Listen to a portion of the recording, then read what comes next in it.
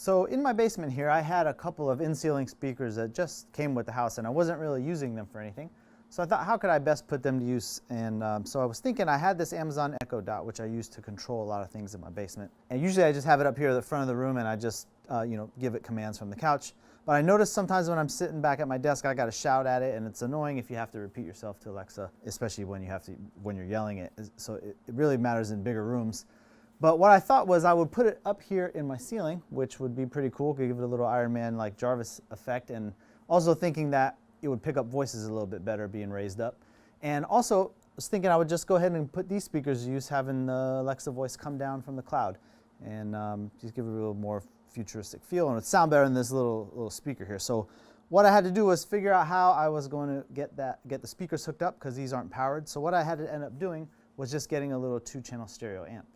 So here's a closer look at the amp here. This is made by a company called Dayton Audio. It's the DTA1. This is a $40, it's $40 amp, so about as much as the Echo Dot really. And the nice thing about it is it's 30 watts, so 15 watts to each channel. It's really basic and simple. You can see the left and right outputs here, and then you have your power port there, and that's the audio input there, which that plugs into your Amazon Echo device using a 3.5 millimeter, just as typical audio jack. The other thing is on the bottom here, it actually takes 8 AA batteries, and so that's useful if you want to bring this somewhere to power some speakers where you don't really have electricity. You could probably run it for an hour or two, I guess, off 8 AA batteries. I don't know for sure, but pretty cool thing to be able to do. Now, even though this is only a 30 watt amp, 15 watts a channel, it's actually plenty loud to just pushing Alexa audio through these in-ceiling speakers I have. Now, my in-ceiling speakers, I'm pretty sure, are 6.5-inch speakers, so they could probably take a lot more power, but it's not really necessary. I'm going to show you how loud these get here just by using only 15 watts. All right, so real quick, just before we get to the audio demo portion, I want to show you how I installed the Amazon Echo into my actual ceiling tiles.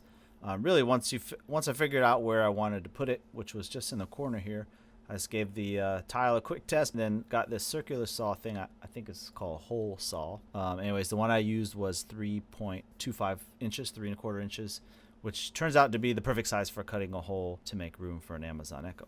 I've never used one before. The first time I used one, I had no idea about it, but you're supposed to put the drill bit onto the end of it and then use that as like a pilot guide hole, so the circular saw, when it touches surface, it will grab. If you don't do that, you can see here when I try to install something for a friend, you can really mess up what you're working on. So yeah, just a little tip there if you've never used one before.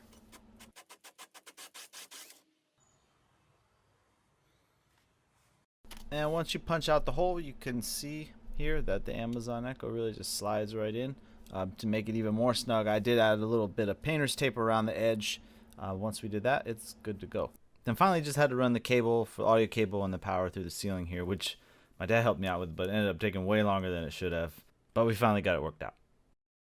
So in this closet is where I keep, well, my Dorito and Cheetos stash, but it's also where I keep the amp that's powering the Amazon Echo. You can see it here, it has a blue LED indicator light.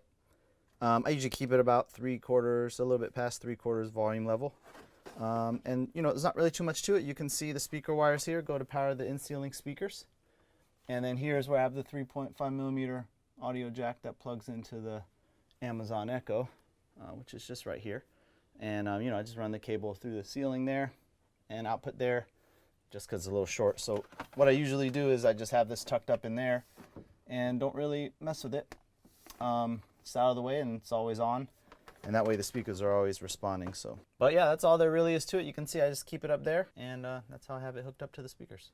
So let's go ahead and hear a quick comparison. Alexa, space heater on. Okay. Turn the basement lights on.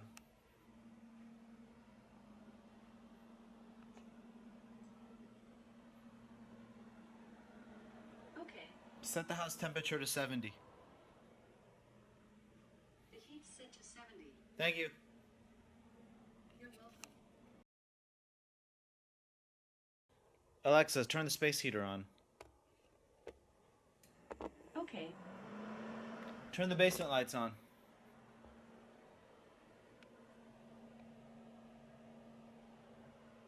Okay. Set the house temperature to 70.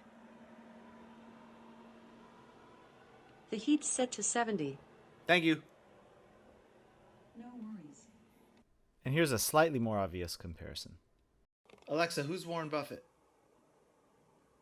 Warren Edward Buffett is an American business magnate, investor, and philanthropist who serves as the chairman and CEO of Berkshire Hathaway.